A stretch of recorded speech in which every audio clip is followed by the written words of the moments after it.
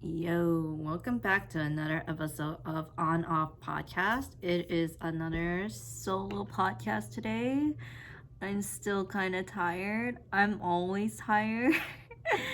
As usual, I just have classical music playing in the background. I'm playing it through my headphones this time, so I literally just kind of like blasted the volume.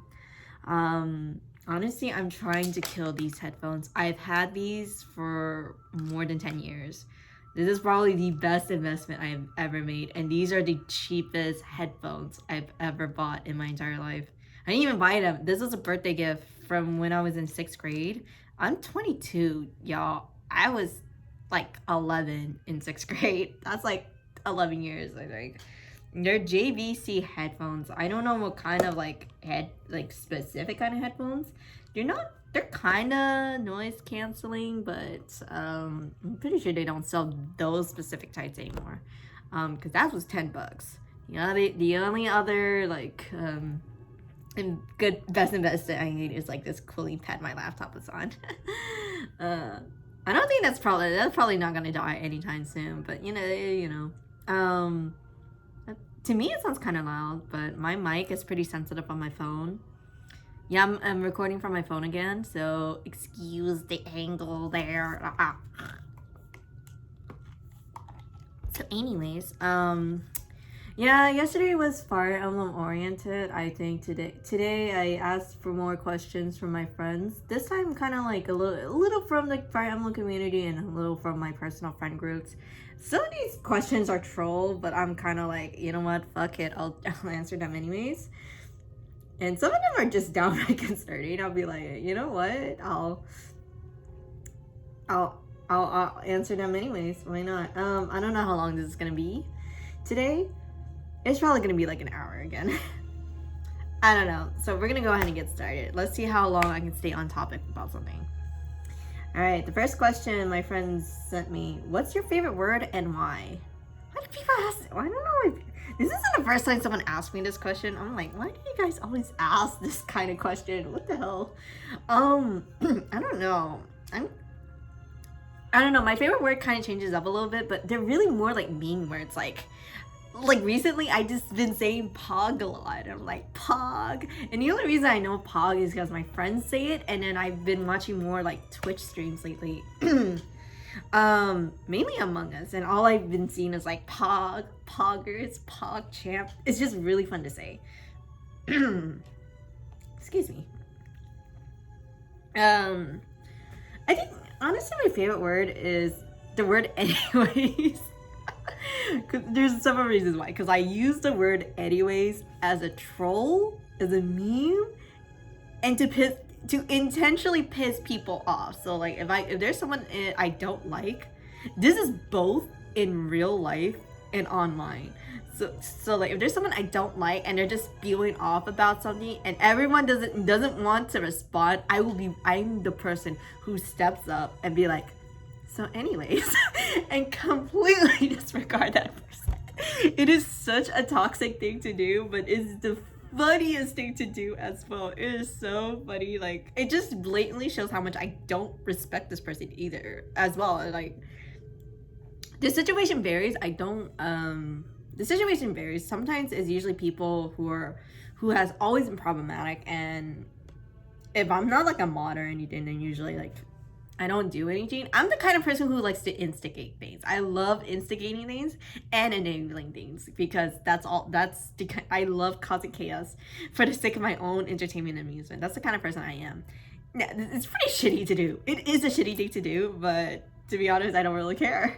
Especially if they're people I'm not very close with, and especially if there's someone like no one really likes, but no one wants to do anything about it. That's the thing.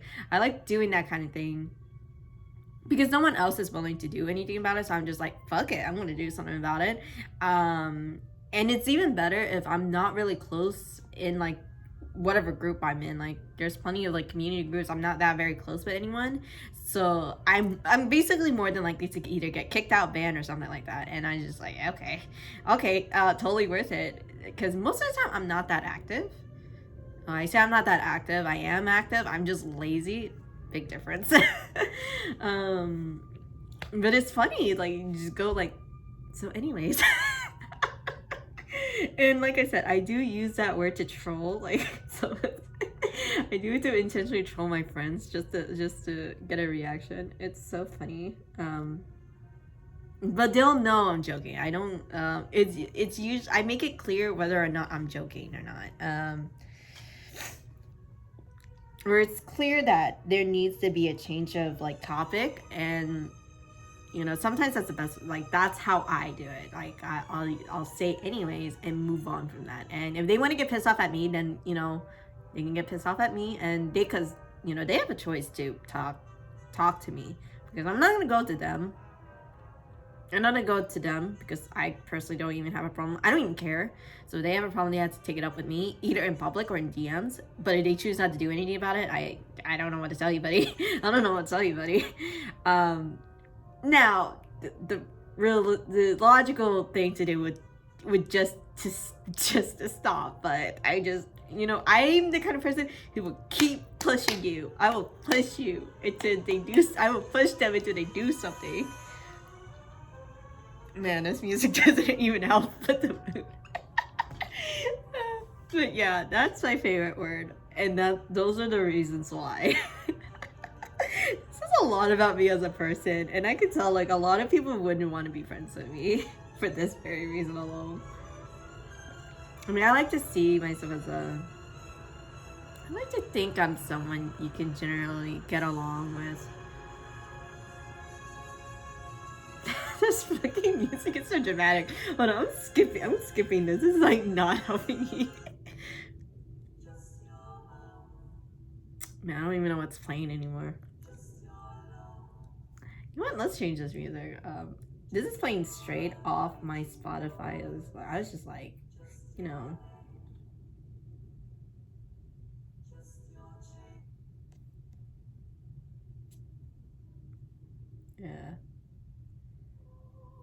What the hell? Okay, we're changing different playlists. Okay, this is a little calmer, guys. Alright, we're moving on to the next question. What do you look for in a character to call them best girl, best boy, best character? AKA qualities of a waifu husband that make you go, yes. That's actually kind of a hard one, but I do have, like, I've learned recently I have a specific type, and I'm like, holy shit. Height is definitely one of them. That's surprising. Yeah, that height difference, yo, love that for myself. Okay, but that's not okay. But real talk, so certain particular personality traits, like I've noticed I tend to gear towards like characters who have like this certain kind of charisma, or like, and also like this level of assertiveness. Now, I don't mind, like, I also go towards characters who are, cute, shy, sweet. They don't even have to be shy. They can just be, like, really cute. But, like, even though they're cute, the thing is, like, the personality also is, so this also goes, like, the opposite version of this question, which would be, like, what don't you look for in a best girl, best boy, best character, or qualities that make me, like, go no for them. So, like, cute characters, like cute, like sweet, shy characters, those kind of tropey characters. There's like a spectrum. There is like a spectrum for all of these. So like, I don't mind those characters, and there are certain characters I would go yes for. But if you do it in a really annoying, like if there's like a really annoying portrayal of it, I'm like, nope, get it. No, I get that's so like I would legitimately think it's super annoying. I think as long as they're not like too white, like one dimensional, then yeah, generally I would go for like yes. Yeah, but I definitely go for like characters who are like, kind of slick. I like slick characters. I guess for male characters, I go for like they're like charismatic, they're kind of slick, be a little playful, like that kind of things. Sometimes it's smart ass. Like I think they're usually the smart ass characters I usually go for. And again, height is always a plus. As for their girls, same thing applies really. I don't mind if they're smart ass. Like, it's like qualities of anything that screams like queen to me. Those are usually the qualities I would go for, like best girl for sure. But like I said, I can gear towards like the, you know, those sweet, cute characters too. That makes me go like best girl. There's not many shy like best girls I really like, to be honest. Like Kana from Kana from the, why can't I think of that title? Kobayashi's Dragon Maid. Like I like Kana. I think she's definitely best girl in my opinion. She's not really shy, but she's like cute as fuck. Like she is so cute. Like she's so squishy. Like she's something like I would like hug and cuddle with, basically. That's what that's an example of like a cute best girl character I like. An example of best boy for me. Well, as you know, I'm a fanatic, but characters like freaking like Ash. I think he's best boy. Like he's one of like my best boy characters. Genshin Child is definitely my best boy character. Like he's like my husband now, and I know here's how I noticed like what I like my type. Child and Claude from Fire Emblem, like they're so similar. They're really similar, and I'm like, I have a type. I was straight up like I didn't notice that until like I think I did like a side by side thing, and I was looking at them. I was like, oh fuck! Those are the exact words. I was like, oh fuck. I was like, that's so funny. I just thought that was really funny. Examples, like I'm trying to think of examples that applies to like the opposite of this question. That one girl from fucking what's her name, Ray from High School of the Dead. No, I fucking hate her. So I know some people think she's best girl. Some people think she's best girl and they like relate to her and stuff like that. And I'm like, nah, I fucking hate her. Let me put this down now. I read both the manga and seen the anime. I hate her no matter what you say, okay? I hate her in both versions. She's just annoying. Like I can't handle it. No. And then I'm trying to think of another example. Oh, this is a good song. See, it's not that I don't like yanderers. Like, there's some yandere characters that are pretty good, and that I would say best character. And there's some that's really bad. Like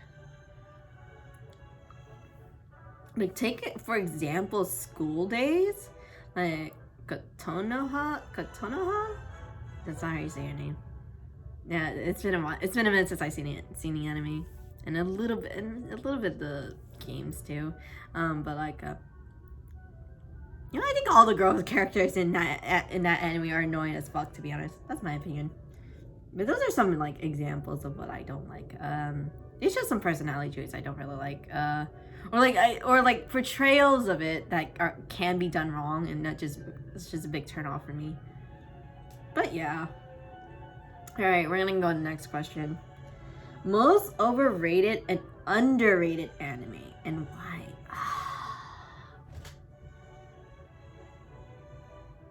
I'm not a big anime. I don't watch anime anymore. Okay, that's all. I still watch anime, but like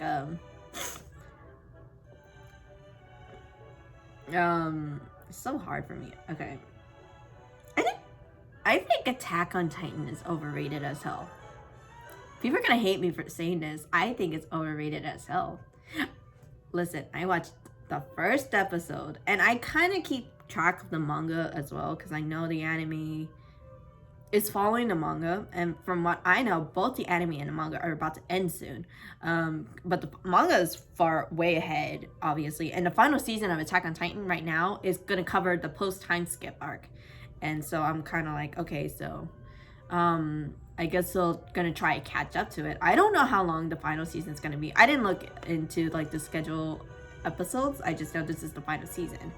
And I'm just wondering if they're gonna try to end the manga and the anime at the same time. And I don't think that's gonna happen. I feel like there's just gonna be a different ending for the anime. But if they're not gonna do that, then I have no fucking idea what they're doing. Excuse me.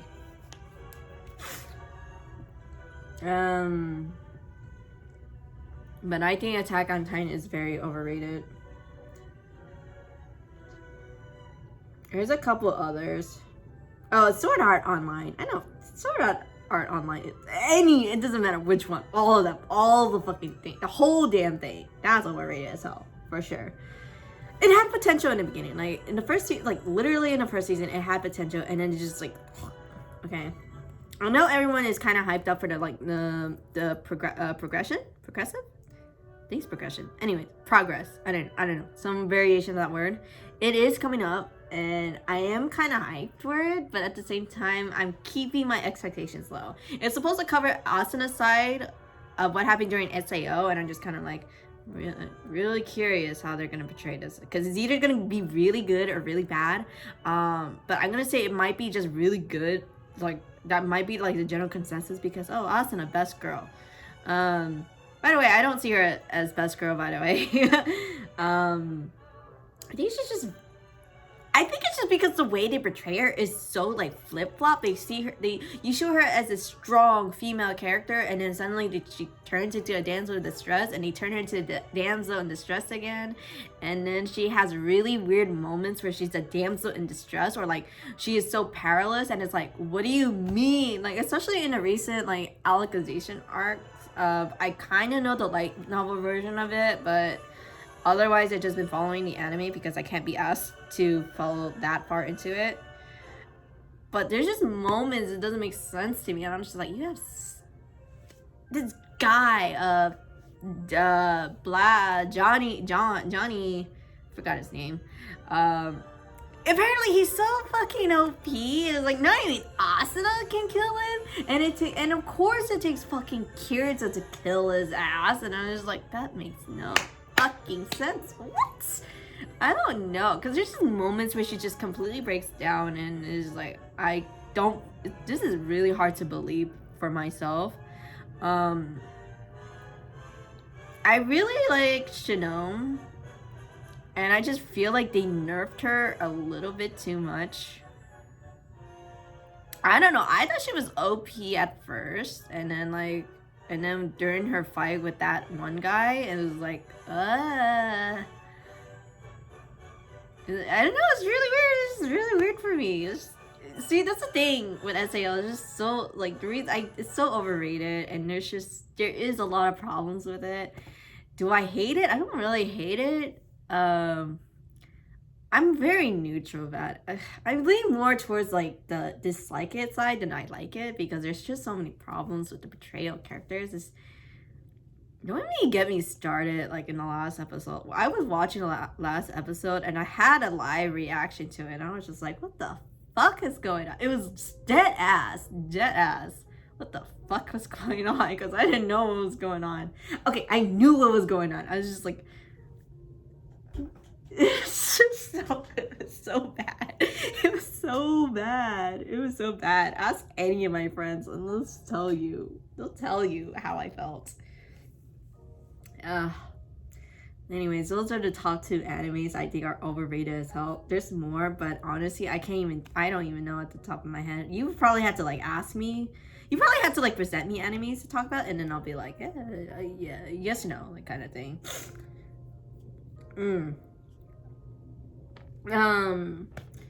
Underrated anime. Okay, don't judge me for this, but Mermaid Melody, I think, is pretty underrated. It's an idol anime with mermaids that uses singing to defeat their enemies. Listen, look up the anime and listen to their songs, and just listen to them sing. I don't know. I think the songs are hella bopping.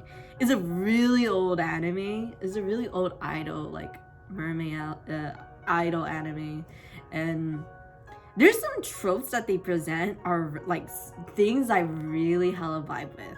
It can be cringy, obviously, but it's like, okay, first of all, this is like in like early 2000s, I think, and what do you want from them?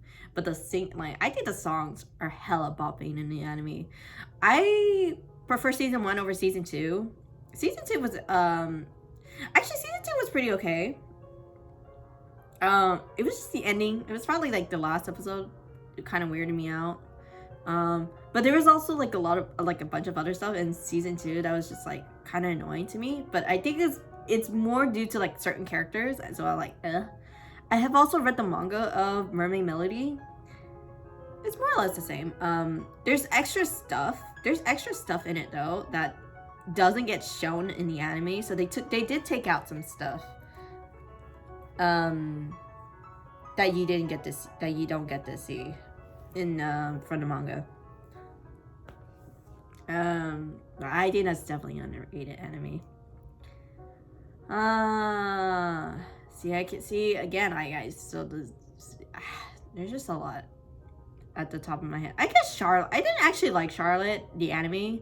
Charlotte was an anime that I didn't really like at first. It took me a couple tries to get to it. I think it's because it's so short, because it's only a 13 episode anime. That's the thing. It's only 13 episodes, so so it's really hard to it was really hard for me to get into, but after a while I kind of got into it. I think that's pretty underrated. I feel like if it was like 26 episodes, it could have been better for sure. But you can tell it was really rushed, and I don't blame them because again, it was only 13 episodes. Like there's not a lot of room to work with. But Charlotte is an underrated anime. Yeah. Phantom.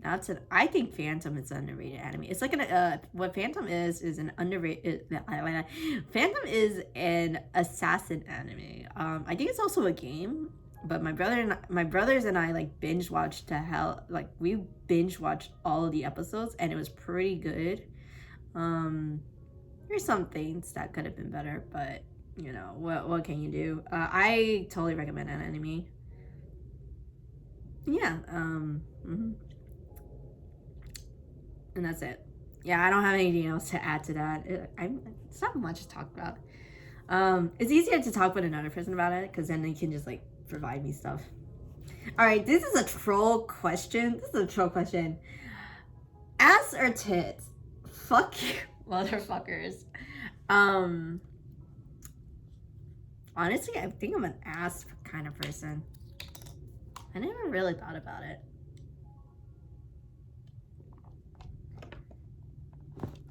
I don't know. I guess the thing is, I'm pretty specific about what kind of ass too. So it's like, can't be too overboard. So yeah, ass. Because the thing is, yeah. I don't know. Sometimes the backside is pretty, there. Alright, I answered that question. I'm not answering that question again. Alright, most overrated and underrated video game. Either in general or in your favorite oh, okay, so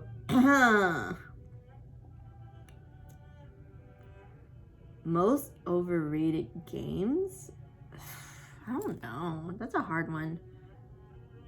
I might have to skip this question because like I don't play a lot of games. I don't play as many games as people think I do. I'm like, ugh. I play like the same game for like 700 hours. Come on. Underrated games though, I think the Tales of series are underrated. Like I don't think they get enough love. The Tales of series game, they don't get enough love. Those are definitely like underrated video games. They have really good. I think people should play those because, especially Tales of Symphonia. This is like that is one of the best like Tales of games.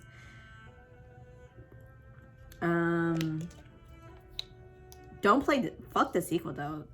Fuck the sequel though. We don't talk about Tales of Symphonia 2. I don't care what anyone says. I don't like it. I know my brother doesn't like it. It was. Yeah, this can be considered kind of extreme. Blatant disrespect, basically. I don't know, because like I seen the walkthrough for it, and I think it retconned a lot of shit from the first game, and it's like, what the fuck? But whatever, man, whatever. So I guess that's like a general game I can say that's underrated. Oh, another underrated game I think is also like Bravely Default. It's grindy as hell, but the storyline is actually pretty good. Like I actually like the story. It's pretty depressing because it goes with the time loop kind of trope thing, and I really like that. I could pick an underrated game from my favorite franchise, which would be Fire Emblem, and I think, what do I think is considered underrated?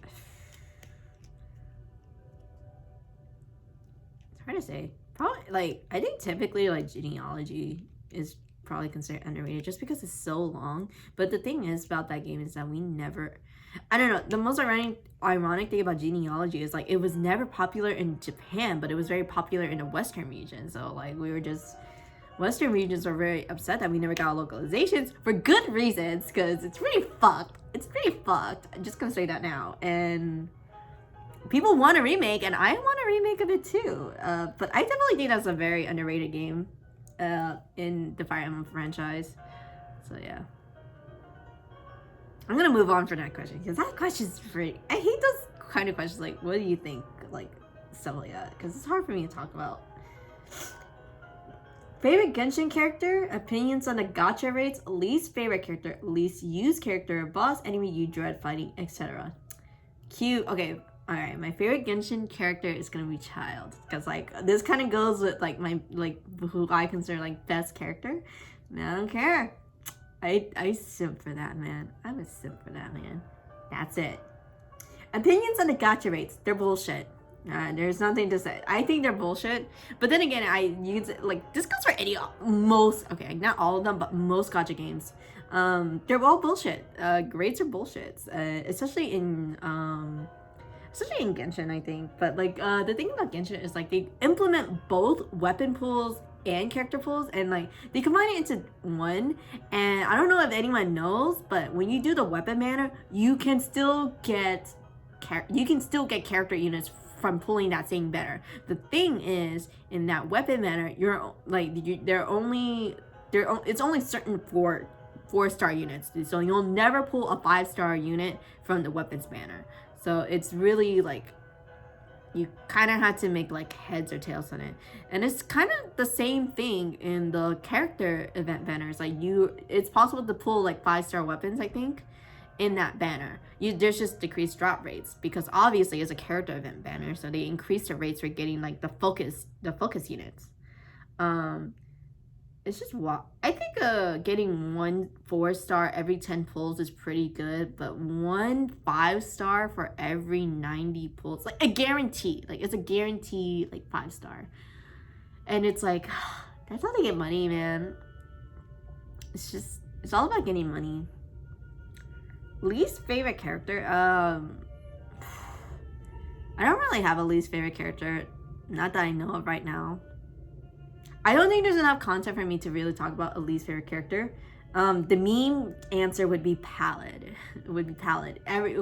It's from Dragon Spine, because he pushes Sucrose, who's considered, like, one of the best girls of the game. Least used character, Xinyan. Man, people are gonna get on my ass about that one girl with the freaking fiery. She's a pyro claymore, and she has, like, the little, like, the pointy buns, pigtails thingy. Yeah, I never used her once. She's just sitting there. I got her in a random pull, and I was just like, I don't need her. I got plenty of other characters. Boss, enemy you dread fight. Fuck 2 enemies. Fuck the Electric Cube, and fuck the motherfucking Oceanid. That's it. It's just, Oceanid isn't hard.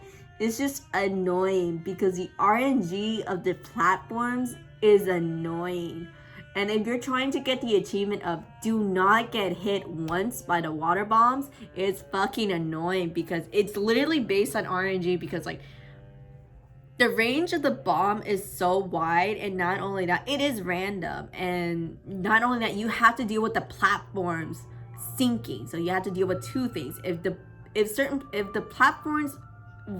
arrangement of the platform sinking doesn't work in your favor, you are more likely to get hit by the water bomb. So it's like it's all RNG based for the most part, unless you're really, really fucking good. Well, you just swim. You could. I think that is a way. You just swim, so you don't get hit by it. But I don't see why you would do that. I mean, it's a strategy. But yeah, the reason why I hate Electrocute is just because I don't main Amber. That's the thing. And I don't have like a really good archer to use. I use Xiangling for because I use Pyronado to hit all the crystals, but I'm always looking for them, so I'm always struggle. So I'm always either missing one, and then I run out of time, and then it revives, and I hate it here. Like I hate it here. So yeah. So you're damn right. Fuck that boss. Fuck that boss. Fuck Electro Dick. Yeah. You know, another favorite Genshin character is actually Chi-Chi. I actually like her a lot. I didn't really know anything about her, but then like after I got her and used her more, and then after I encountered her in the story quest, I was like, well, I really, really like her. She's so cute. She's so cute. I love her. Zombie girl, best girl. Yes. All right. What character gets a lot of hate but doesn't deserve it? See, I don't know what fandom to talk about this from. Like, I guess if I had to talk about I'm just gonna use Fire Emblem as an example because this is the community I'm from. Surprisingly, Ingrid. It's like Ingrid. There's a lot of characters people hate. Like Ingrid, it's because people say she's racist, and like, you know, I get it because you read the support conversations between Dedue and Ingrid, it's kind of there. But the thing is, she only has like the one support conversation, which is like she has the one support conversation with a POC character, and that happened to be Dedue. But the thing is, it's very personal for Ingrid, and I feel like you can read between the lines. I think you can read between the lines because I don't think Ingrid knows the truth though. I don't think she knows the truth because all she knows is the tragedy of Duscur, and in the game it's stated that Duscurians are the ones who killed the King of Faerghus and the King of Faerghus and the royal family. And this also included one of the knights protecting the family, which was Glenn, who is also Felix's older brother, and she was betrothed to Glenn. And in the support conversation, she specifically blames Duscur. She blames the Duscurians for his death. And it's never revealed whether or not she knew the very truth, because the only person who seemed to know the truth was the people involved in the tragedy itself and Dimitri, because he's like, I know, because Dimitri is literally gung-ho being like, Duscur didn't do this. Or at least the country, like the countrymen themselves, like wasn't involved in it. They were like, he was there, so of course he knows the truth. It was those who stood in the dark manipulated the event. They were responsible for the tragedy. And I know people are calling her a racist, and you know, I get it. I'd probably call her a racist too, but you also have to understand it's also motivated because her fiance died, and I don't think she knows the truth. And even if you being someone who's grieving, who's mourning for the I don't know if Glenn could be considered as like the love of her life, but I think it's very implied that she may have considered like Glenn as basically the love of her life, because she was, you know, she looked forward to being married to him. She was like, she wanted to be married to him. Not only that, she grew up with him as well, even though she was very young at the time. But you take into account like the time period that Fodlan is based on, like it's very common to marry as young as 18, maybe even younger at 16. But considering certain rules, I think 18 is like the common age to just be married at. So even if she knows the truth, it'd probably be very hard for her to believe. Like that's like people who are grieving. It's hard to talk to them, and it's hard for them to let them process through everything, because it's a lot of information and it's basically being tunnel vision. You have to understand. You have to be patient with people who are grieving. Like you can't just go gung ho on them and go like the stronger you push at them, the stronger they're gonna push back. Basically, it takes a little bit of patience. It's very frustrating, but it takes patience, and that's very unfortunate. So I think she gets a lot of hate for being in my opinion, unintentionally racist. And it doesn't help that she only talks to like maybe one POC character, which would be Dedue in her support conversations. If there's another, I don't really know. I can't really think of it at the top of my head. Because like if she had like a support conversation with like Petra, she'd probably be fine. It's like, oh, because Petra's from Bridget, and there is Shamir, who's also a Dag, who is a known Dagdan. She is a mercenary from Dagda. So if there was a support conversation with Shamir, she'd probably be fine. And so people just be like, oh, so she's just racist against people from Duskerger. And like I said, you know, I don't think she knows the truth, and it's probably 100% unintentional. And in the end, she does, like, they do form a friendship. They do, like, she doesn't get over it, but like, she sees that she shouldn't be blaming Dedue for the death of her fiance because he wasn't the one personally involved, like, you know, that kind of thing. And Dedue, I believe it was in that same conversations, like, as there are, you know, good and bad people, there are also good and bad Duscurians. He says, I don't know if that's explicit, I don't remember if that's explicit in that conversation, but he does say that, you know. And not only that, support conversations aren't meant to be like super long, so like it's a lot of like, you have to read between the lines and you have to consider a lot of factors of other things. So yeah, I think she just gets a lot of hate for no reason. I do think she can be annoying though. Just generally, I think she's very annoying. Oh wait, she does have a conversation with Claude. Granted, she doesn't know he's an Almyran, but you know, that's a problem with that. See, that's the problem with that support conversation. It's not really a racism. It's more like it's a sexist thing that they both do, and it's supposed to be for comedy's sake. But here's the thing: it's not like they're not undermining the other for their gender. They're not trying to undermine them for their gender. I think the point of that conversation is it's all satire to. It's a satire on gender roles, and this is very applicable to real life because that's how I see their support conversations. If other people have other interpretations, go for it. But I know a lot of people hate that support conversations, and I'm like, well, technically she's not being racist to him. It's like it's just a sexism thing in there in that one. But other than that, that's it. That's all I got for you. Another character who does get a lot of hate is Dorothea. I know a lot of people hate Dorothea, and I was just like, y'all just hate women. I'm sorry.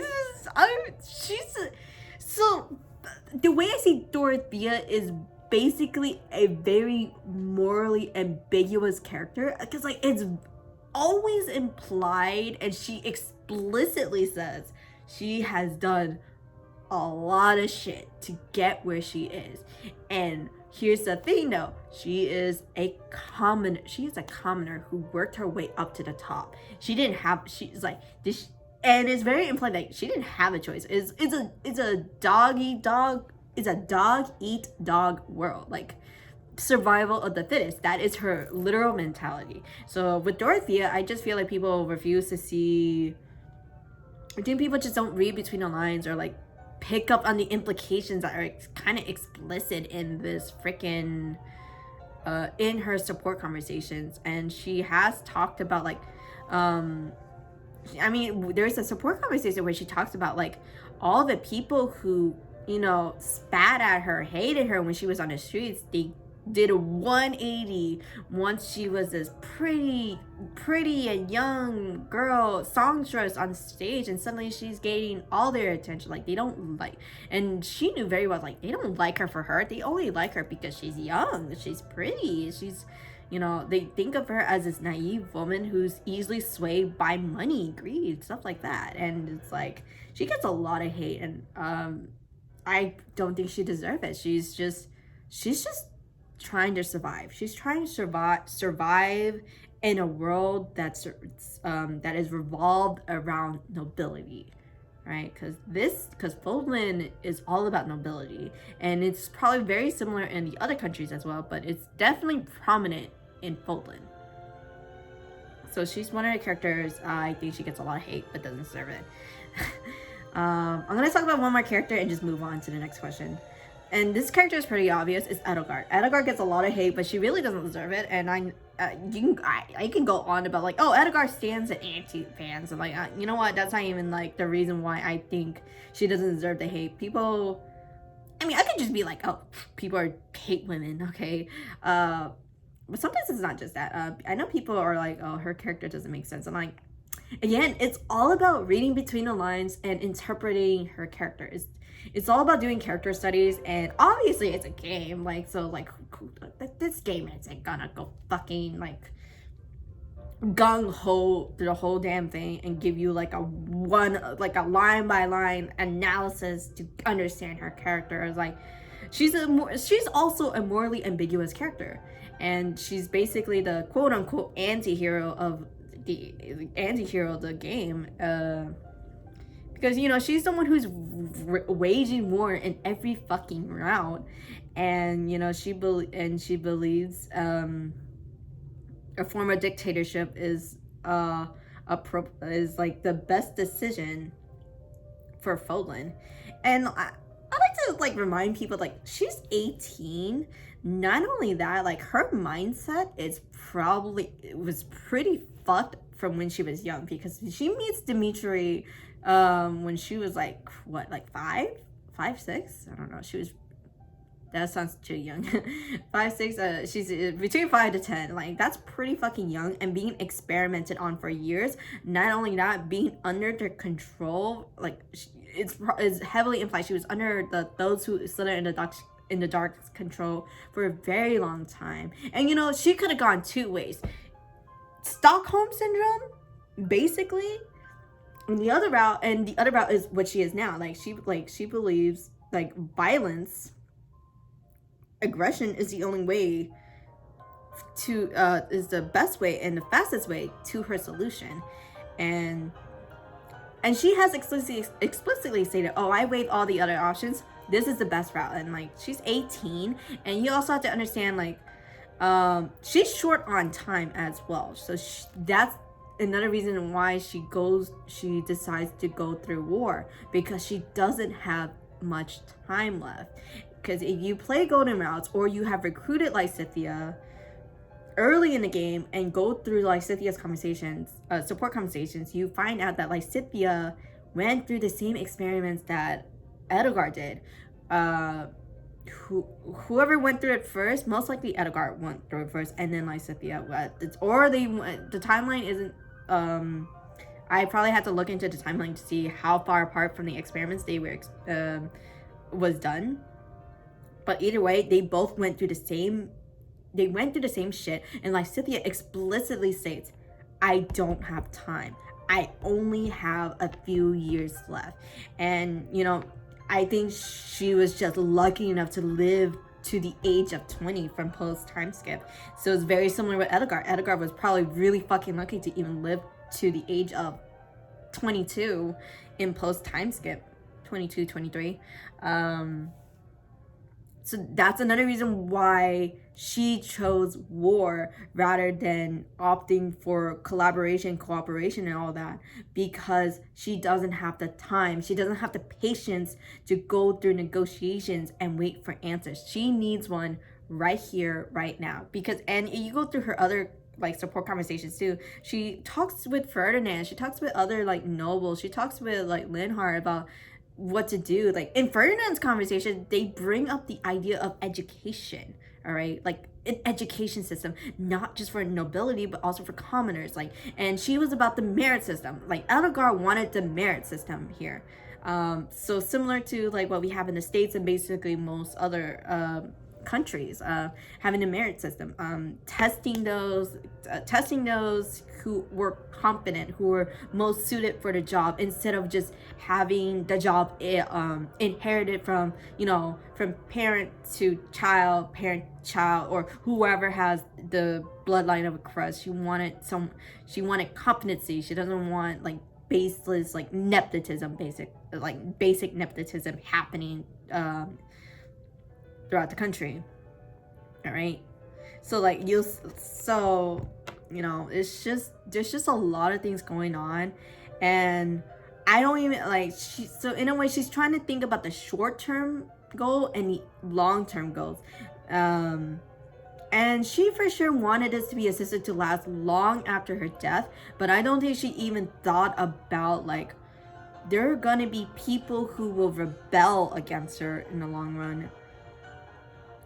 And if she did, her typical solution is, okay, just kill the, you know, political figureheads who would incite rebellion. So for example for Claude, you get the choice whether to kill him or spare him, and you know, you spare him, he goes to Elmira. But if you kill him, but she wanted to kill him to eliminate the threat of a potential rebellion. She wanted to do that for sure. You're the one who gets to decide whether he lives or die, and Edelgard just follows what you say for whatever reason. But it's a whole like teacher-student bonding, I guess. Like, you know what, I trust your judgment. I don't know. But yeah, so but yeah, that's usually her, you can see her mindset. And like, again, she doesn't have the patience. She just doesn't have the patience, because she's like, I don't have time. Because she doesn't have time, and it's never explicitly stated like how much time she has left. And I think that's the thing, she doesn't even know how much time she has left. Like, Cynthia doesn't even know how much time she had left. It's just fighting to see another day, fighting to live to see another day. That's basically Edelgard. And I think once like Edelgard, like, you know, unites Fodlan, gets everything in place, and the moment she thinks she feels content, that's when she's like, you know, I'm done, I'm out, I'm dead. But yeah, so I don't think she deserves as much hate as everyone wants to throw at her. Like, is it logical? Like, no. Like I will wholeheartedly admit, half the shit she does, no, it is unreasonable. And you listen to her manifesto of what she claims and accused the church, it is 100% bullshit. It really is 100 complete bullshit. And the thing is, you don't even know that much about the Church of Seiros itself. It's always through like little like footnotes sprinkled throughout fucking conversations, and throughout like, I don't know, like books and readings you find around, and it's like, what the hell, you know. But it is 100% bullshit. Her manifesto is 100% bullshit. And not only that, like, it's claimed in the end of Crimson Flower that she knows the truth about Seiros, and she knows the truth about Sothis, because this is a secret that's been passed down from allegedly emperor to emperor to emperor. But the thing is, we can neither confirm or deny that, because this is through the words of Edelgard. And not only that, it is presumably that she also gets the information quote unquote confirmed by those who slither in the dark. And it's like, both of these groups are inherently unreliable sources of information, because the fucking Agarthans are just, they straight up are like, fuck the children of the goddess. They straight up manipulate events to conspire against the children of the goddess. So like, who knows what they say is true and a lie. And I like to think is, I think whatever they say is the truth, but it's like a twisted version of the truth. That's what I think, because they're saying, because they, throughout the whole damn game, you see they call humans beasts. Like, we are the saviors. They think they're like basically the top of the food chain. They're the ones who should be on the surface, not the fucking underground bullshit. So it's like, I think what they say is their version of the truth. I think it's their version of the truth. So it's not, so what they say may not have been a lie, but it's not like a reliable truth. So it's a whole he said she said thing. It's literally a whole he said she said thing, and that is very unfortunate. And I don't know who the hell is supplying Edelgard this information. I don't know who's confirming the information she gives, because that's what makes her just as unreliable, because this could be just confirmation bias from those who sit in the dark, who has their own twisted version of the truth. And again, she allegedly claims that the secret that she holds is supposedly passed on from emperor to emperor to emperor. And it's like, can we confirm that? Can Hubert say something about that? Does Ferdinand knows about that? She claims this is just the imperial family, and the only person who can confirm this is Edelgard herself, because she is part of the imperial family. And unfortunately, the only other person who could probably confirm this is Rhea herself, and they do nothing with that. They did nothing with that. Rhea doesn't even say anything about that, and she has her own side of the story. I don't even know if she knows about this secret, and it's implied that she doesn't.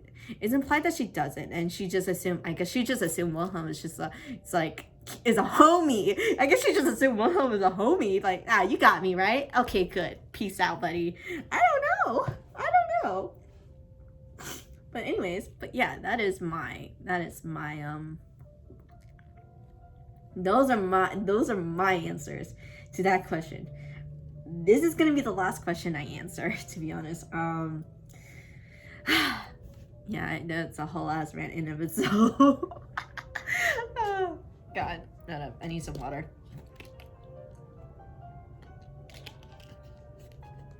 All right, next question. Next and last question. What's worse for a fandom in your opinion? Toxic fans or toxic content? Ooh, this is a juicy one. This is a spicy question. Fuck. How to end this podcast? Man, ending this podcast with a spicy question. Toxic fans. I think that, in my opinion, I think what's worse for a fandom is toxic fans.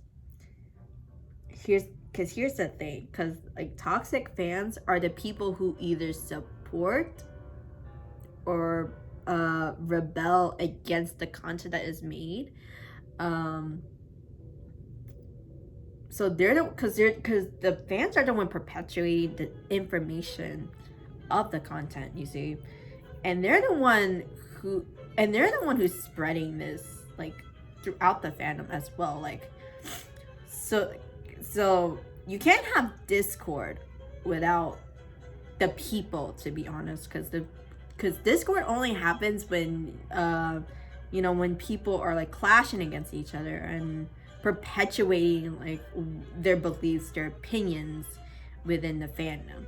And because of these toxic fans, they in turn make the fandom toxic. So like if one person does something wrong in a fandom, all the fans will basically fucking bandwagon on them and shit on them, and it's terrible, and it sucks. It generally sucks. So yeah, in my opinion, I think what's worse for a fandom are the toxic fans, because they're the one perpetuating the toxicity, and they're the ones who's essentially propagating the content itself, especially if they believe it. So let's just say toxic content is made and they believe it, like they wholeheartedly agree with the content. They're the one who's spreading the content, because you have the choice whether to ignore it or to support it by like spreading it. And more like 10 out of 10 it's spread through these toxic fans who support it. And so it really just boils down to the fans. Otherwise, they have the choice to ignore it or don't even share it, but they did. So because otherwise, if you had toxic content, like you could have just ignored it and then it doesn't circulate. But because you have toxic fans, you're the one who's circulating it. So without the fan, so like You can't have circulation without the fans, essentially. It's the same thing. It's like money. Like, you can't have it. Like, we're having a coin shortage. I don't know how it is anywhere else, but in the States, we're having a coin shortage because no one is using cash. No one's using change. We have been going contactless because of COVID, which makes sense. Understandable. Have a good day. But because like people aren't using cash, no money, no change is being circulated in the economy. So that's why it's like, well, shit. And that's why they've been encouraging people to, you have any cash, any change, you should try to, send it to the bank or something, or somehow, some way, circulate it back into the economy, into the economic system.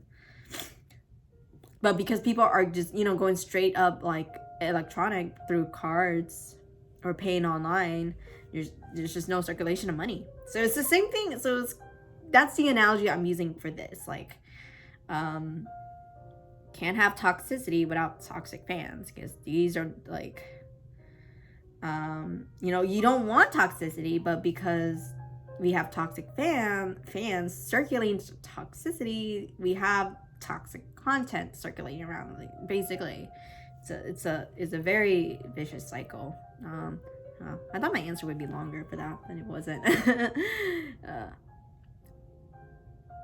And they're just generally shitty people too. Yeah, so in my opinion, I think the fans are more problematic than the content that is published. Yeah, so yes, the content is fucked up. The content is fucked up for sure.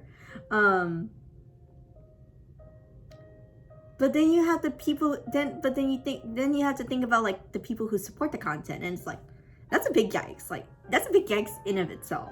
You see so many people supporting this toxic content and circulating this throughout social media, and it's like, holy shit. It's like, it's annoying. And unfortunately, it's just the world we live in. It's just very unfortunate. But that's my answer to that. All right, this podcast is going pretty long. I didn't think it would be an hour. I think that question of what character gets a lot of hate but doesn't deserve it really hit home run on this. But thanks for watching or listening, whatever you guys do. I ranted a lot. I think I repeated myself like 3 times, like every 10 seconds. But yeah. All right, have a good day.